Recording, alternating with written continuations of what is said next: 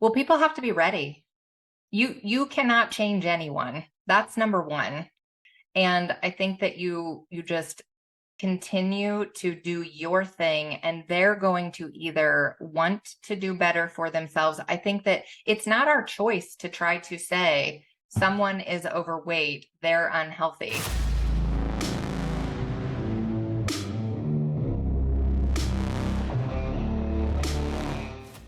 All right, welcome to this episode of Thundercast. I'm the host, Doug Poirier, and today we have Lindsey Parsons. How are you, Lindsey?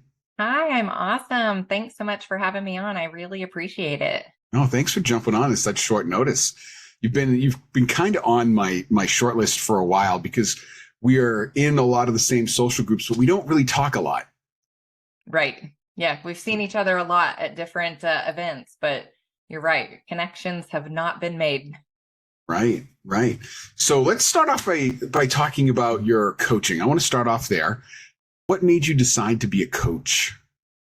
So I have a background of being a serial dieter, and the pressures of being a female currently, the body, societal maybe, having to be thin, I mean, I guess in general, just since I was a teenager, I have felt a lot of pressures around being thin and fitting in. And that really pushed me to want to encourage women to find their confidence, their self-worth, to love the skin that they're in and be able to feel like they can really live the life of their dreams, because we get stifled a lot being moms, having careers, and then we lose sight of who we are as people. And we lose that confidence and we lose that self-worth. And we're trying to fit in the little boxes that we're being told to fit inside. Right. And so that really, for me, is a big one, is just helping encourage women to find the strength to have confidence, to be who they are, regardless of what anyone or society says. I think that's pretty powerful. I like how you started off with serial dieting, because I find myself in that cycle all the time. And I have my own challenges, and I think a lot of people do. What is your recommendation? Like, because our diet is just basically what we eat anyways, right? We just go into different starvation modes. Yep. I think the biggest thing for me is that mindset is everything, even when it comes to dieting, because our thoughts truly create our reality. So you have a circumstance, and how you think, positive or negative. This is your circumstance, is your food. You can either name this food as a positive or a negative, and we get in this cycle of shaming ourselves if we eat something that's not healthy, right? Yeah. Because we name it unhealthy in our own mind.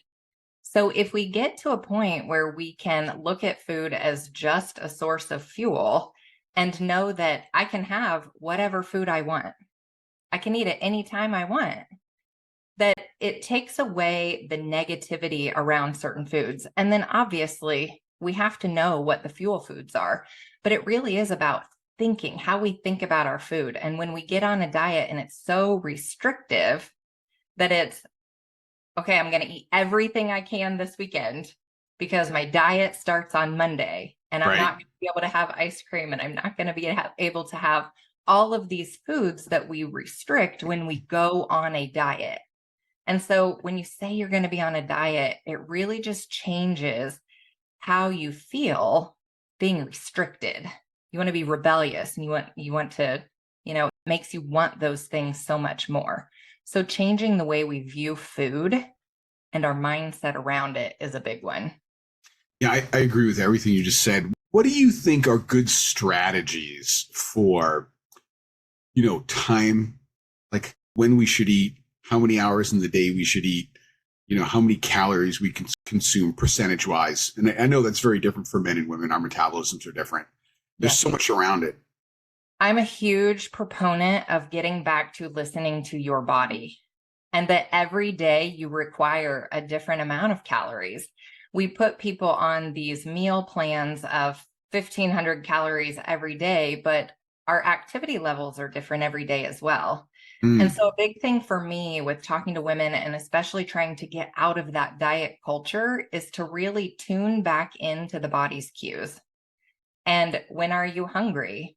If you wake up and you feel like you're not hungry yet, then don't eat. I have a caveat to that though, because if we've trained ourselves not to eat in the morning and we're not listening, sometimes you have to start putting a protein shake or something in the morning that triggers your body to be able to start listening to cues, because we've gotten so accustomed to just go, go, go, do, be on a rigid schedule, be on a diet. I've got to eat XYZ times. My approach is tuning into our body's cues, eating when we're hungry, stopping when we're 80% full, 80% of the time choosing fuel foods. All right, so I have a hard question, but I want to qualify it for you first, or I want to qualify you to the audience first. So you're in amazing shape right now, right? You do this stuff all the time. You used to be into bodybuilding, and then you became a mom, and then you just got right back into it recently, right? And Yeah. you're crushing it, absolutely crushing it. So you know what you're talking about. You're not just some individual who picked up a book and said, "Hey, I did this thing and it worked." You know what you're talking about. So let me throw you a quick fastball, right? I never want to listen to my body when it comes to food, ever. Yeah. Like for me. And so this is my question. So I'm a type 2 diabetic. No matter how much weight I lose, if I have even just a little too much carbohydrate, not even sugar, carbohydrates, I'll crash. So I have to make sure I eat the right foods in the right order to slow down the absorption. I have to keep track of it all the time. And so it's hard. So what do you say to people who get cravings? And what do you say to people who can't trust our body's cues? Because sometimes you're right. Sometimes we need iron. It's doing something weird. Go that ahead.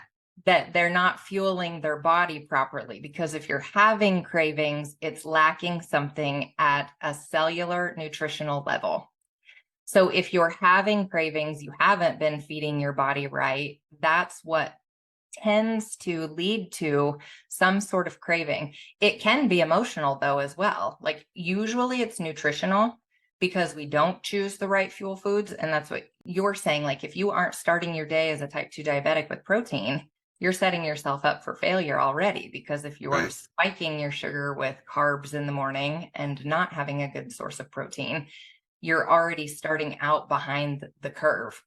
But truly, cravings generally mean that there's something nutritionally missing. And that is big for the entire world, really, but definitely the US population with all the processed foods that we eat. We're lacking at a nutritional level. There are 40 essential vitamins and minerals that our body needs every day, and we don't get them. So your body starts to have cravings and it starts to break down. Right. Oh, so many questions coming to mind right now. I don't Okay. even know where to start. I want to get your opinion on so many things.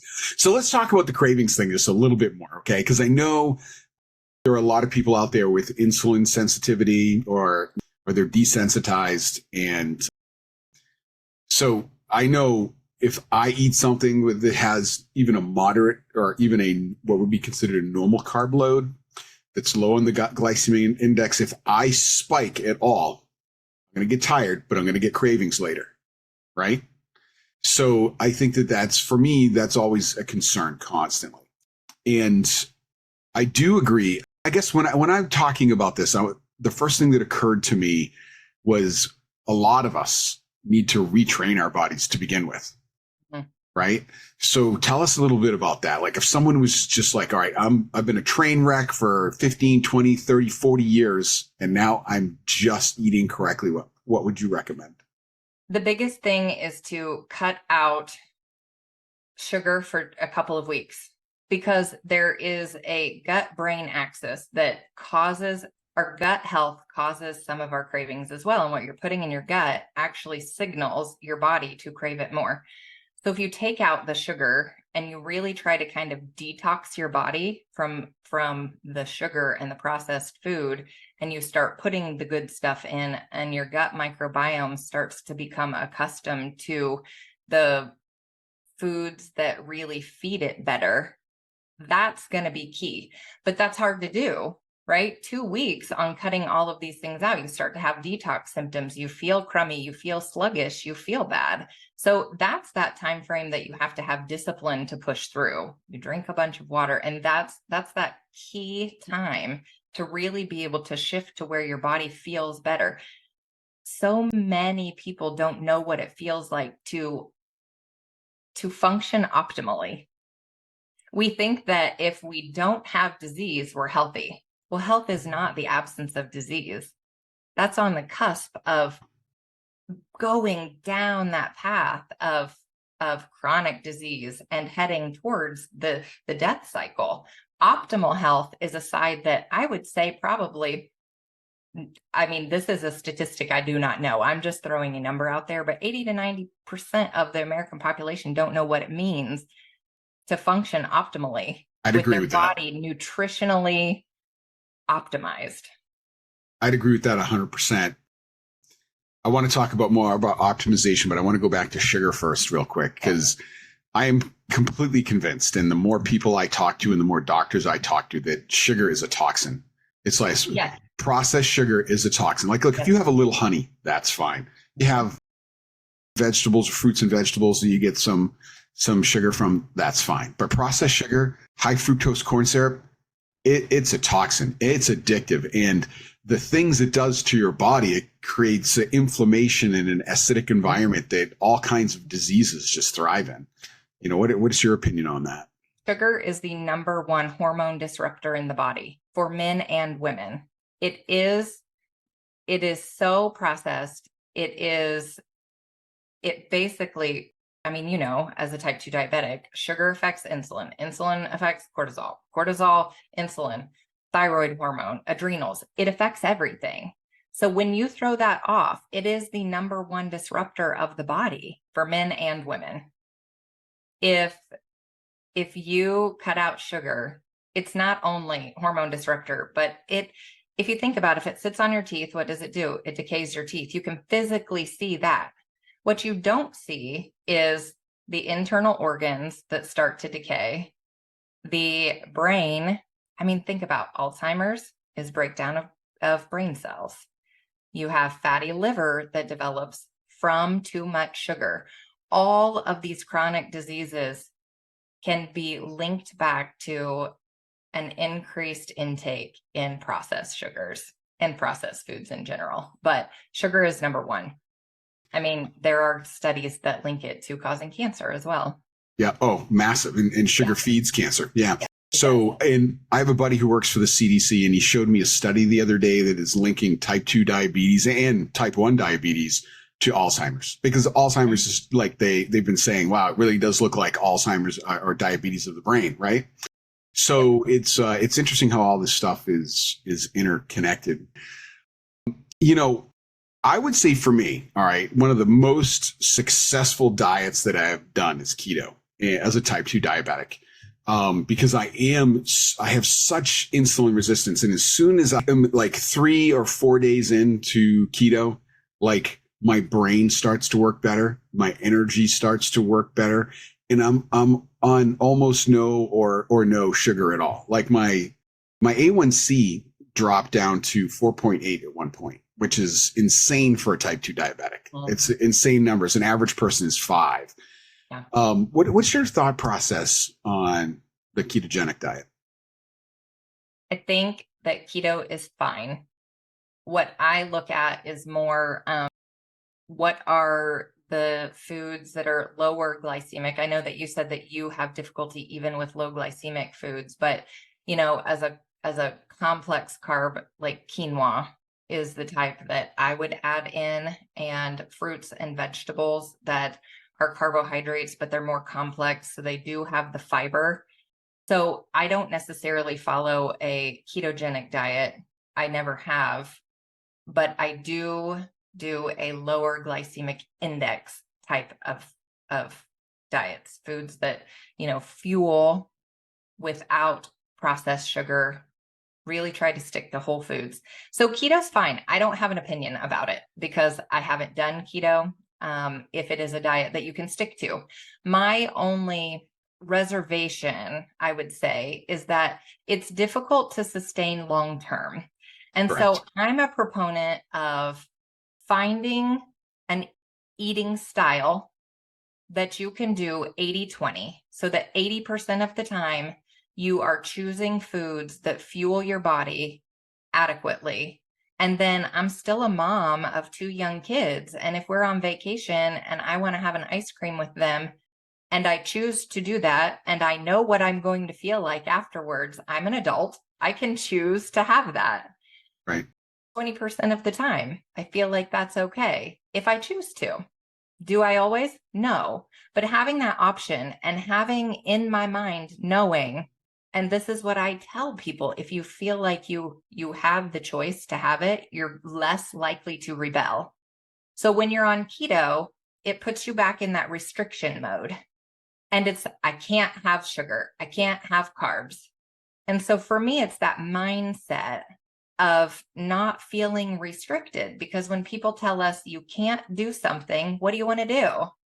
You want to have it. You want to rebel, you want to go against it. So I have to agree with that 100%. I can tell you when I do keto, there's several things about keto for me that are different for a lot of people. I find that long term, somewhere around between week 8 and week 12, like I've got to get off of it. Like I begin all the benefits that I'm getting from it. I just get tired and sluggish. So I'm trying 2 months on, 2 weeks off. what are you doing on those weeks off? Well, that's just it. Sometimes I get really crazy, right? Not always, but like I'll tell you this, it's so critical that I don't even start down the path of processed sugar ever. Just the fact that I have insulin resistance, and the second I have it, then it's that craving cycle gets in there.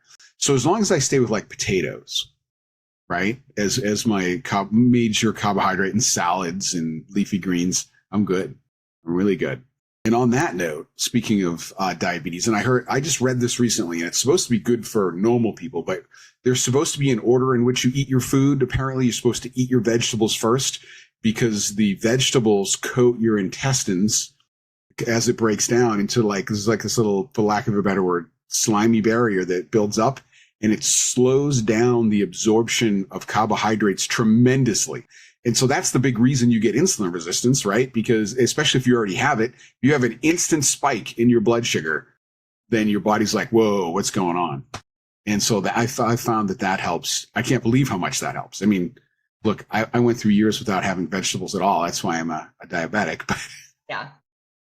And I haven't read that study, but I think that is it because now you're actually putting the right nutrients in your body and, it's slowing things down like that? Or is it the physiology of the breakdown? Who knows? Because if you're eating a balanced diet now versus if you weren't, so who knows I haven't read that study though. So interesting. Yeah, there's all kinds of good information out there, and I would say, for anyone listening, do your own homework, talk to a doctor, talk to a nutritionalist before you act on anything that you hear here. But you got to try stuff too, right? You got to experiment. Everyone's body's different. Everyone's going to react differently. Everything that doctors and nutritionalists have told me has been wrong the very first time, every single time.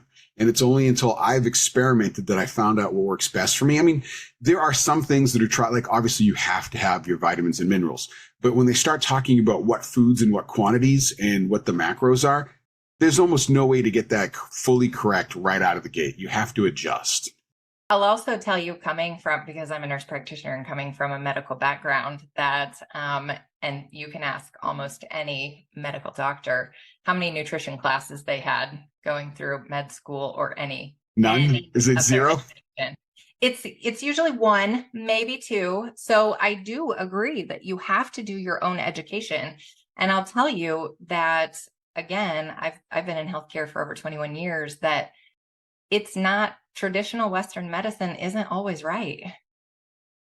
So we do have to do our own research. We do have to do our due diligence. I mean, if you look at different countries and in Eastern medicine, they use our plants and herbs. So there's not one right way. And that's why when you ask about keto, if it works for you, awesome, do it. But it has to be something that's sustainable. And for me, it's what can you do for your lifetime so that you're not swapping back and forth? You've got to find something that is sustainable so that you're not going on this roller coaster of up and Right. down dieting, because that yo-yo affects the physiology of your body so much more than we know. Right. Because you do well, then you spike your sugar. Then you do well, then you're spiking these inflammatory markers too, right? Because it's not just the sugar, it's the inflammation.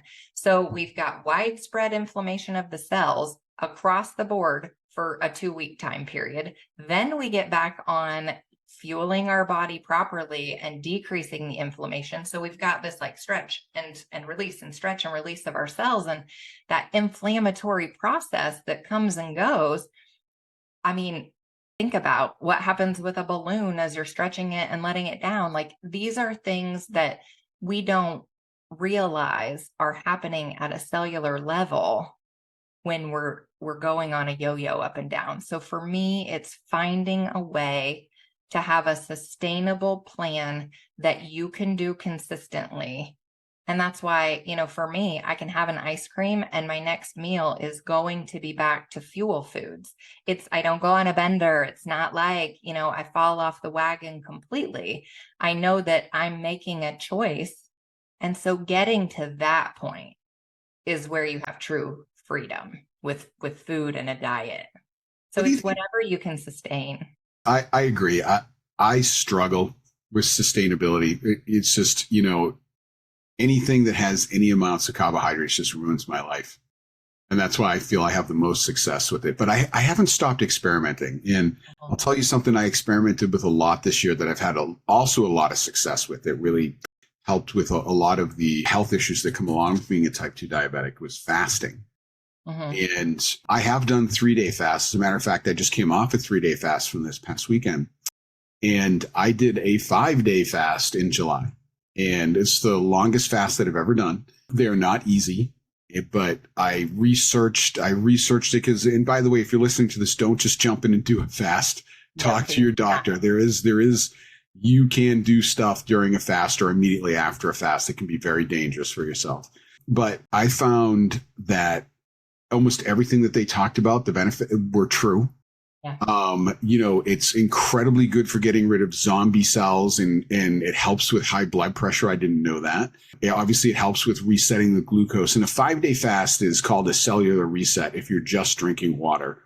And it resets body weight and it can help reset insulin resistance. There's so many, I could go on for hours talking about fasts. And then I did another type of fast. I waited about 3 weeks. There's a form of intermittent fasting that was very different. So it was basically 1 day on and 1 day off. But really what it amounted to is 8 hours of eating and 36 hours of not eating. And I did not handle it well. My body can't do it. My body couldn't do it. And maybe it's because I'm already damaged from the diabetes, or maybe it's just not my style, right? I've heard amazingly good things about it for people, especially for weight loss, but my metabolism just seemed to slow down really, really fast on that. So those are all my experiences with fasting. What do you think about fasting? I also am an avid faster. I've done a 7-day water fast. I have done 5 days. I've done 3 days. I do them multifactorial though. A big part of mine are, fasting for spiritual relationship as well as the health benefits, because I think that there's true power in the clarity that comes from fasting. Because the first couple of days, as you know, if you're doing a long fast, and the first couple of days when your body is completely detoxing from all of the toxins and chemicals that we've been feeding it, you feel kind of crummy for the first few days. But after that, I'm curious what your experience was, but like on a longer, that 3, 4, 5, 6, 7, you have this mental clarity that is just really difficult to describe to people, because not many people can take on a task like fasting for 5 to 7 days. But there truly is this period of just true clarity where you're not, you just have nothing affecting the homeostasis of your body. And so I am a big proponent of fasting. I agree. If you are listening, please the biggest thing is when you're coming off the fast, what you reintroduce to your body, because like we were saying, that inflammatory response and the swelling that can happen, it can be very dangerous to come off of a fast improperly. So I'm very big on fasting. Let's talk about coming off of fasting. So like one of the dangers is that when you're fasting and you're depleting yourself of electrolytes. So you're taking in a lot of electrolytes, and a lot of that is salt. And correct me if I'm wrong. So all my research has shown that what happens is when you're not eating anything, your cells are keeping themselves, what's the lack of a better word here, kind of inflated by absorbing a lot of salt. So the second you have carbohydrates afterwards, it forces all those salts out of the cells and into the bloodstream. And so people who fast for 5 days or longer are in danger of heart attacks, apparently. Like I've never experienced heart attacks, it. I've heard that. swelling, stroke, seizure, lots of stuff. And lots of stuff. so you have to ease back into eating normally and carefully. Yes. Yeah. So those are just some of the dangers. Slowly, and it's difficult because you feel like, when you start eating, you can be a bit ravenous. But I always break mine with bone broth. What do you typically do? Bone broth. Yeah. Bone broth, chicken broth. It's funny. So when I'm on keto, we were talking about that earlier, and the same is true with the fast and after the fast. I'm not hungry.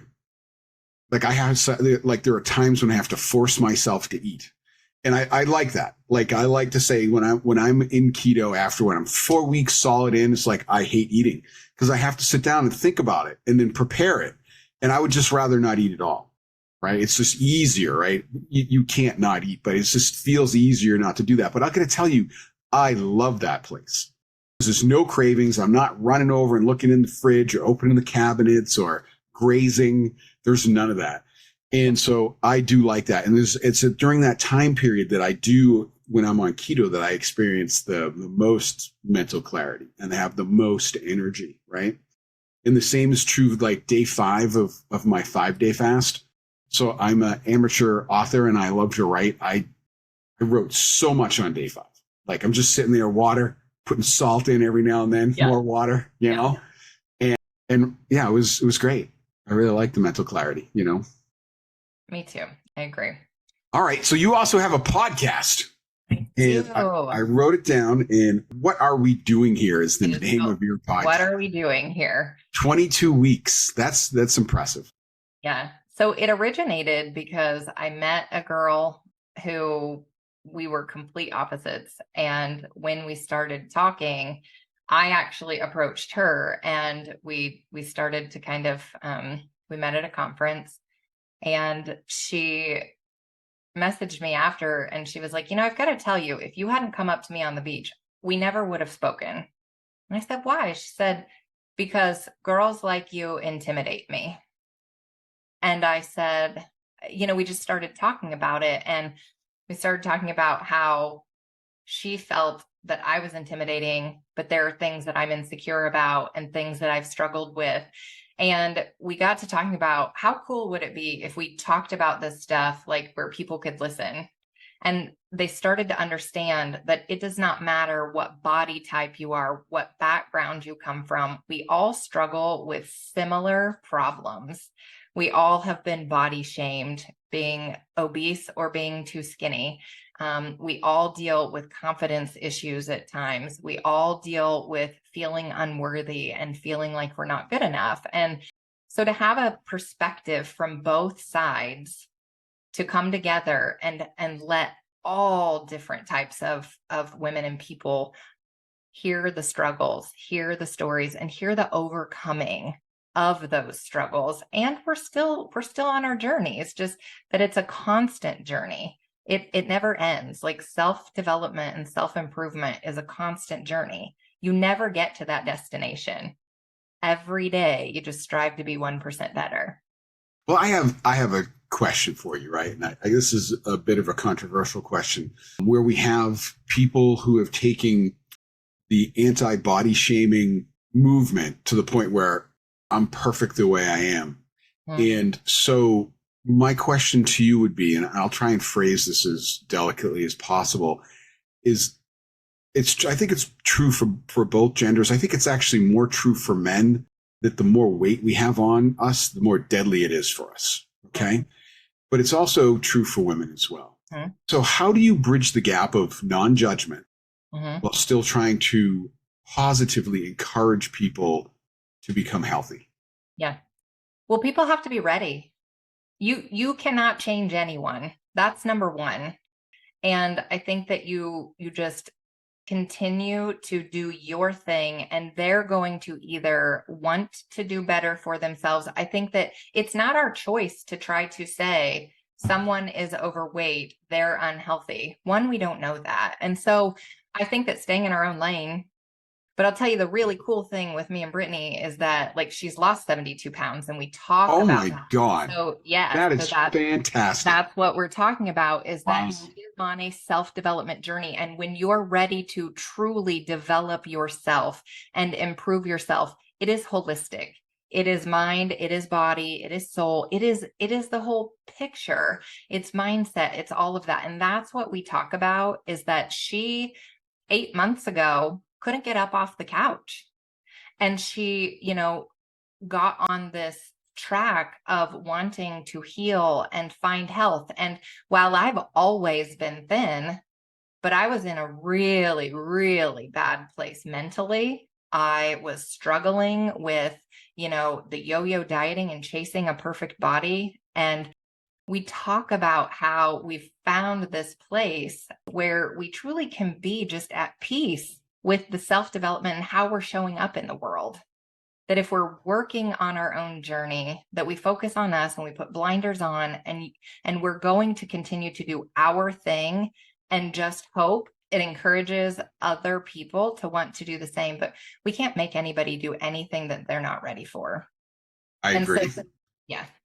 There's a great answer to that question. There are women in my life, in my family, very close to me that struggle. And I think that they have to be okay with where they're at right now before they can move forward.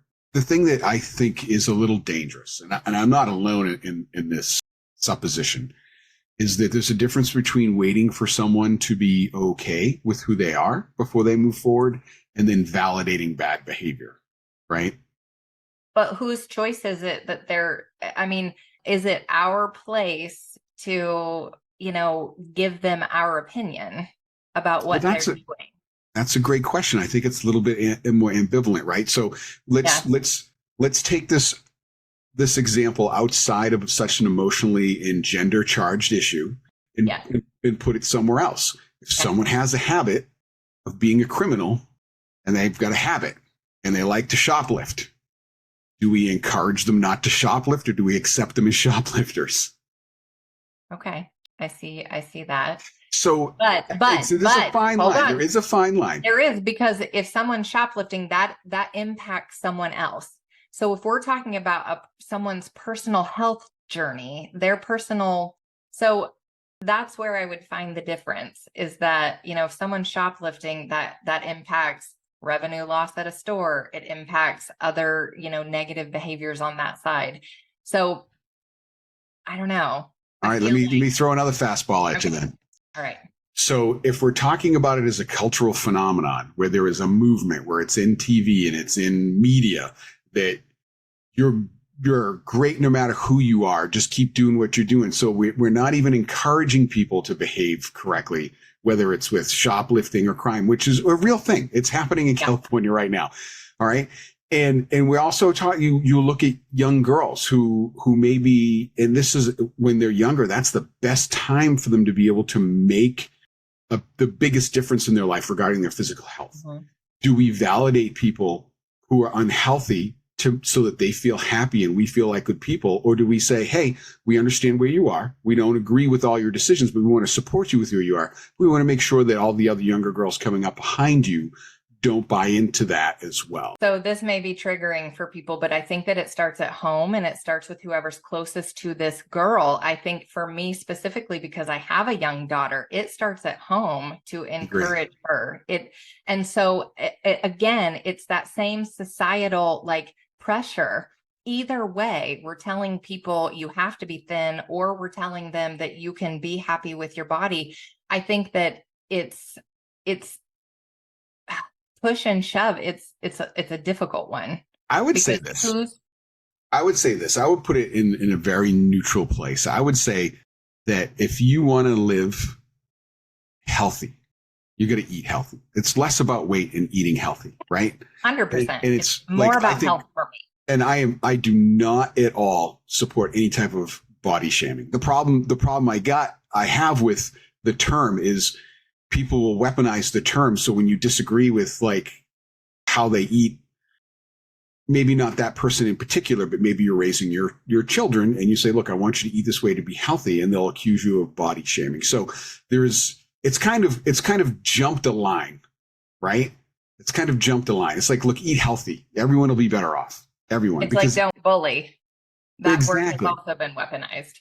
Yeah, exactly. So it's more about societal acceptance or, I don't know. I have a lot of opinions. Look, I wouldn't mandate. I'm not body shaming and I wouldn't mandate it, right? I wouldn't mandate it all. But I think it's like everything else. So like if you're always being negative in, sarcastic to people, even people you don't meet, you're affecting everyone around you. Mm-hmm. And that also reflects back on you and says, hey, people don't want to be a part of your life. Right. And I think that if we eat poorly, this is what I've learned as a diabetic, right? If you eat poorly, you are miserable. You're sick all the time. You're prone to more diseases. You're moody. You don't want to talk to people. You begin to develop, why is this happening to me? This victim mentality. And your whole outlook on life goes down the toilet. And that all starts with eating, right? So like when I talk about this, it's not really about, body shaming. It's like, look, if you want to have a good life, eat healthy. Eat healthier. Start there. Try something. Yeah. It all goes back to mindset. Yeah. And we do. We all affect everybody. Yeah, we do. Yeah. But I'm not for mandates at all. If you want to eat sugar, the government needs to stay out of your life. If you love ice cream, you should be able to eat as much as you want.